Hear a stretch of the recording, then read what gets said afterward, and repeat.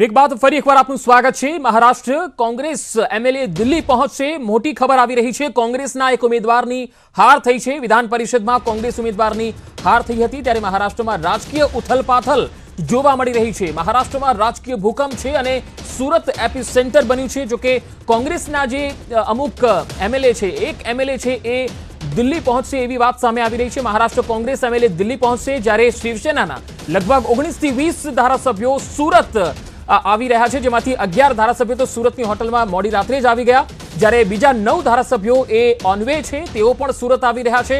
મોટી ખબર એ છે કે ઉદ્ધવ ઠાકરેની સરકાર મહારાષ્ટ્રમાં મુશ્કેલીમાં મુકાઈ રહી છે, કારણ કે વિધાન પરિષદના જે ચૂંટણીના પરિણામો આવ્યા, આ પરિણામોમાં ક્રોસ વોટિંગ થયું, જેમાં શિવસેનાના જે ધારાસભ્યોએ ક્રોસ વોટિંગ કર્યું છે અને તેને લઈને પાર્ટીના ભાજપના 5 ઉમેદવારો જીત્યા છે અને આ જ બાબતને લઈને ઉદ્ધવ ઠાકરે સરકાર હલી ગઈ છે। આજે બપોરે ઉદ્ધવ ઠાકરેની એક પ્રેસ કોન્ફરન્સ છે, જેમાં તમામ ધારાસભ્યોને એક બેઠકમાં ભાગ લેવા માટે બોલાવવામાં આવ્યા છે।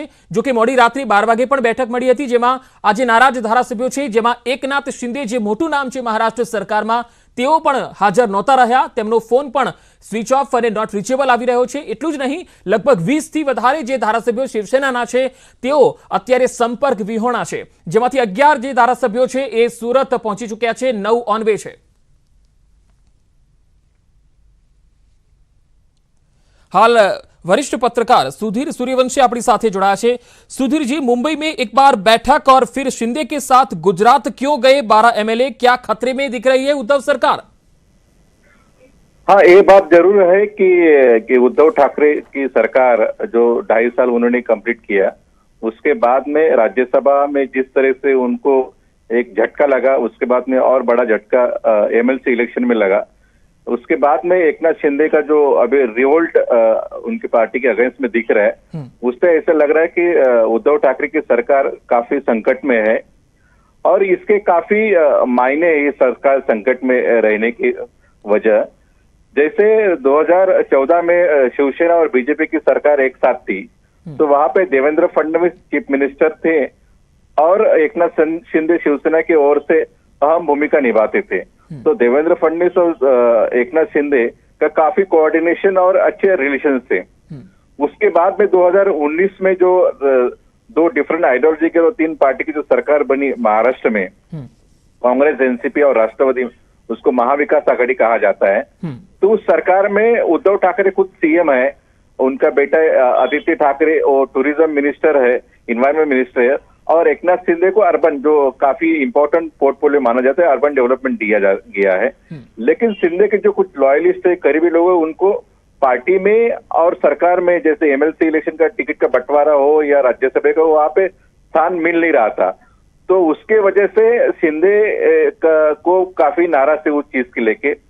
दूसरी इंपॉर्टेंट अहम बात है कि जब कल एमएलसी के रिजल्ट आने के बाद में उद्धव ठाकरे ने कुछ फ्यू लीडर के साथ मीटिंग बुलाई थी, उनके जो शासकीय निवास स्थान है वर्षा बंगलो, वहां पे ऐसे बात बताई जा रही कि उन्होंने उद्धव ठाकरे ने एकनाथ शिंदे को काफी झाड़ा कि मैंने आपको सब तरीके से सब जो कुछ चाहिए वो दिया, लेकिन आप लोग जो इंडिपेंडेंट एमएलए है और खुद के पार्टी के लोग भी संभाल नहीं पाते। तो उद्धव ठाकरे ने काफी नाराजगी एकनाथ शिंदे के ऊपर दिखाई और इसके जो कुछ चल रहा था बीच में, उसको मेरे ख्याल से उसके थोड़ा और एक स्ट्रिगर हो गया और इसके वजह से उन्होंने लेट नाइट गुजरात गए और सूरत में ली मेरिडियन होटल में, अभी वहां से वो प्रेस कॉन्फ्रेंस करते, कैसे वो अपनी भूमिका जाहिर करते, उसके ऊपर आगे का खेल महाराष्ट्र में डिपेंड है। लेकिन फिलहाल ये कंफर्म है कि उद्धव ठाकरे की सरकार के ऊपर अभी बहुत बड़ा संकट है। सुधीर जी, मुझे ये बताइए कि एमएलसी चुनावों के जो नतीजे आए, उसमें बागी एमएलए कौन थे? कौन ऐसे शिवसेना के एमएलए थे जिन्होंने क्रॉस वोटिंग की थी? देखो, ये बात बताना काफी मुश्किल होगी, लेकिन एक चीज है कि काफी बागी लोगों ने क्रॉस वोटिंग किया। वो कांग्रेस में 3 लोगों ने क्रॉस वोटिंग किया है, लेकिन शिवसेना में भी उसका जो नंबर से ज्यादा है। राज्यसभा में भी वो क्रॉस वोटिंग किया, इसलिए शिवसेना का जो सेकंड कैंडिडेट था संजय पवार, उनको गहरी हार लेनी पड़ी उस इलेक्शन में। लेकिन इस इलेक्शन में उद्धव ठाकरे ने थोड़ी सावधान थी, प्रिकॉशंस लिया, सब कुछ किया उसके बावजूद भी जो शिवसेना के पास में मेरे ख्याल से 60 के ऊपर 64 के ऊपर एमएलए का सपोर्ट था, तभी भी उनको 54 ही वोट्स मिले इस इलेक्शन में। लगभग 12 से 15 वोट जो शिवसेना के कुछ सपोर्टर और शिवसेना के लोगों ने क्रॉस वोटिंग किया और बीजेपी को हेल्प किया जो 5th कैंडिडेट उनका चुनने में, और कांग्रेस का जो 2nd कैंडिडेट था वो हराने में। लेकिन सुधीर जी, मुझे देवेंद्र फडणवीस का सोमवार को एक बयान आया था इसी मामले में, नाराजगी के मामले में। उन्होंने कहा कि दूसरी पार्टियां के जो विधायक हैं वो महाराष्ट्र सरकार से नाराज हैं क्योंकि ना तो मुख्यमंत्री और ना ही मंत्री उनके इलाकों में होने वाले कामकाजों को करने के लिए फंड मुहैया करवा रहे हैं और ना ही विकास के काम हो रहे हैं। क्या ये बड़ी वजह है, या फिर जो आप बता रहे हैं कि पार्टी में एकनाथ शिंदे या उनके समर्थक जो विधायक हैं उनका सम्मान नहीं हो रहा है? देखो, कोई भी आदमी जब बड़ा कदम उठाता है उसके पीछे एक कारण नहीं होता, उसके पीछे बहुत चीजें रहती है। जैसे आपने बताया कि पार्टी का जो एलोकेशन फंड है उसमें बहुत से एमएलए, नॉट ओनली शिवसेना की लेकिन कांग्रेस के एमएलए की भी वही कंप्लेंट है कि हमको गवर्नमेंट में जो शेयर मिलना चाहिए वो मिलता नहीं है। उसकी वजह से मेरे ख्याल से 3 कांग्रेस के एमएलए ने भी क्रॉस वोटिंग किया है। और दूसरी बात, जो शिवसेना के एमएलए, उनका कहना था, उनका एक कंप्लेंट थी कि चीफ मिनिस्टर शिवसेना का है तभी भी हमको फंड एलोकेशन प्रॉपर होता नहीं, लेकिन कंप्लेंट करना हो तो किसके पास करे, क्योंकि उद्धव ठाकरे कोविड की वजह से, बाद में उनके नेक सर्जरी की वजह से लोगों को एक्सेसिबल अप्रोचेबल नहीं थे। इसकी वजह से उनका जो भी कुछ कंप्लेंट किसके पास बताए, शिंदे थे, अनिल परब थे, बाकी लोग थे, लेकिन सीएम का खुद मिलना और बाकी लोगों का मिलना, इसमें काफी जमीन आसमान का अंतर होता है। इसलिए मुझे लगता है कि 2 लीडरशिप और जो एमएलए है उनके बीच में काफी बड़ा एक कम्युनिकेशन गैप हुआ और उसके वजह से शिंदे ने वो कम्युनिकेशन गैप को यूज करने का मेरे ख्याल से दिख रहा है कि उस चीज का, और देवेंद्र फडणवीस ने वही गैप एक्सप्लॉइट करके अपना सीट राज्यसभा में चुन के लाए और विधान परिषद है उसमें भी उन्होंने 5 कैंडिडेट चुन के लाए। सुधीर जी, देखो, नतीजों के बाद, एमएलसी चुनावों के नतीजे के बाद कांग्रेस के ही भाई जगताप ने कहा कि मेरे जीतने से ज्यादा दुख चंद्रकांत हंडोरे के हारने का है। उन्होंने यह भी कहा कि कांग्रेस के कुछ लोगों ने गद्दारी की है और मैं दिल्ली जाकर सोनिया गांधी से मुलाकात करूंगा और इस गद्दारी करने वाले लोगों की शिकायत भी करूंगा। यानी ये शिवसेना में ही क्रॉस वोटिंग है, ये नहीं है कांग्रेस के भी एमएलए ने क्रॉस वोटिंग की है। क्या लग रहा है आपको, क्या महाविकास अघाड़ी संभाल पाएगी अपने आप को, अपनी पार्टी को और बाकी लोगों को, सहयोगी दलों को? देखो, भाई जगताप का जो बयान है उनको, मुझे लगता है उनको सुटेबल जो बयान है वो खुद को डिफेंड करने के लिए बयान दिया है। देखा जाए तो कांग्रेस पार्टी के 44 एमएलए थे और पहला जो कैंडिडेट था उनका चंद्रकांत हंडोरे, उनको 29 का कोटा दिया गया था। तो 29 के कोटे के बावजूद भी चंद्रकांत हंडोरे को सिर्फ 22 वोट मिले और भाई जगताप को फर्स्ट प्रेफरेंस के 20 वोट मिले। तो इसका एक मायना होता है कि मेरे ख्याल से भाई जगताप ने जो चंद्रकांत हंडोरे को कोटे के जो वोट थे वो भी अपने तरफ खींच लिए अंदरूनी, और उसका डैमेज चंद्रकांत हंडोरे को बुरी तरह से हुआ। भाई जगताप ने चंद्रकांत हंडोरे को डैमेज तो किया ही, लेकिन जो अपक्ष और जो स्मॉलर पार्टी जैसे बहुजन विकास आघाड़ी, समाजवादी पार्टी और बाकी जो कुछ एमआईएम थे उनके वोट जुटाने थे, उसमें वो असफल रहे।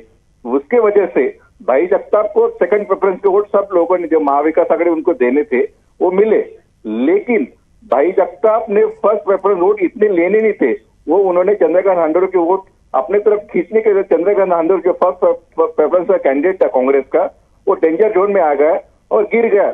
और तीसरा राउंड था वो मेरे ख्याल से इलेक्शन कांग्रेस अगेंस्ट कांग्रेस में हुआ, जैसे भाई जगताप और चंद्रकांत हंडोरे, वो काफी बुरी बात कांग्रेस के लिए है मेरे ख्याल से।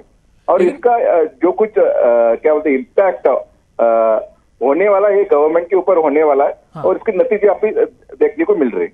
लेकिन एक दूसरी खबर यह भी आ रही है सुधीर जी कि महाराष्ट्र कांग्रेस के एमएलए दिल्ली पहुंच रहे हैं। जिस तरह से शिवसेना के एमएलए सूरत आ रहे हैं, वैसे ही कांग्रेस के एमएलए दिल्ली पहुंच रहे हैं। इसका क्या कयास लगाया जाए?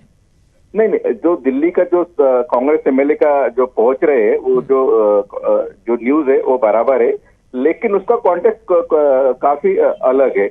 जैसे राहुल गांधी को ईडी की नोटिस आई है, उसके चलते कुछ स्ट्रैटेजी डिसाइड किया जाए, इसलिए कांग्रेस के महाराष्ट्र के एमएलए को हाई कमांड ने बुलाया था। ये मेरे ख्याल से इलेक्शन के रिजल्ट के पहले की डिसीजन है। इससे इलेक्शन से कनेक्ट करना उचित नहीं होगा। लेकिन अभी जिस तरीके से हालात महाराष्ट्र में पॉलिटिकल हो रही है, उससे पॉलिटिकल अंदाज भी उससे कनेक्ट कर सकते हैं, क्योंकि कांग्रेस का जो एक दलित फेस था चंद्रकांत हंडोरे, उसकी हार हुई है। ये कांग्रेस के लिए बड़ी नामुश्की है, क्योंकि कांग्रेस अभी मेरे ख्याल से महाराष्ट्र में और बिखरेगी और बुरी तरीके से उसकी हालत महाराष्ट्र में हो सकती है। सुधीर जी, अब ये बताइए कि जैसे 11 एमएलए तो अभी सूरत पहुंच चुके हैं, 9 ऑन वे हैं, यानी 20 तो धारासभ्य एमएलए ऐसे हैं जो गुजरात आने वाले हैं या कुछ आ चुके हैं। अभी और कितने ऐसे नाराज एमएलए हो सकते हैं जो कि नाराज हैं और अभी बागी तेवर दिखाई नहीं दे रहे हैं, लेकिन आने वाले दिनों में दिखाई दे सकते हैं? देखो, नाराज है इसलिए शिवसेना का जो कैंडिडेट था वो गिरा, नाराज है इसलिए शिवसेना को जो वोट मिले थे वो नहीं मिले। लेकिन ये नाराजगी अभी इतनी दूर जाएगी कि उद्धव ठाकरे की सरकार खुद ट्रबल में आ जाएगी, ये देखने वाली चीज होगी। देखो, सरकार गिराना अभी इतना मेरे ख्याल से बीजेपी के लिए मुश्किल चीज नहीं है। जो जब चाहे वो सरकार गिरा सकते हैं, ये पहली बात होगी। लेकिन सरकार बनाना ये सबसे मेरे ख्याल से डिफिकल्ट चीज मेरे ख्याल से बीजेपी के लिए होगी। ये वो ऑप्शन एक्सप्लोर कर रहे हो। जैसे आपने बताया 11 विधायक गुजरात और लिमेरिडियन होटल में कुछ विधायक आएंगे, क्योंकि 11 विधायकों से सरकार बनने वाले नहीं बीजेपी की। उनको कम से कम मेरे ख्याल से 30 से 40 एमएलए की जरूरत है सपोर्ट के लिए। इसलिए मेजर टर्म शिवसेना का जब आएगा तभी नई सरकार बनेगी। सरकार गिराना काफी आसान है, अभी सरकार कभी भी गिर सकती है। लेकिन नई सरकार बनने के लिए उनके पास जो नंबर चाहिए, रिक्विजिट नंबर अपन बोलते हैं, वो नंबर मेरे ख्याल से बीजेपी के पास नहीं। इसलिए कुछ देर लग सकता है सब चीजों में। सुधीर जी, जो एकनाथ शिंदे जिन्होंने अभी बागी तेवर दिखाए हैं, क्या ये 2-4 दिन पहले से ये सब नाराजगी दिख रही थी या 1 महीने पहले से ये कई नाराजगी के अलग अलग मामलों में दिख रहे थे? क्योंकि ये सडनली दिख रहा है कि एक कद्दावर नेता, कैबिनेट मंत्री हैं जो अचानक ही महाराष्ट्र सरकार से अलग होकर सीधा सूरत पहुंच जाते हैं और अपने साथ 11 समर्थक एमएलए को भी लेके चले जाते हैं। क्या ये पहले से तय था? क्या ये नाराजगी पहले दिख रही थी या अभी 2 दिन से दिख रही है? देखो, नाराजगी हर चीज में, लेकिन नाराजगी के ऊपर कोई सोल्यूशन भी निकलता है।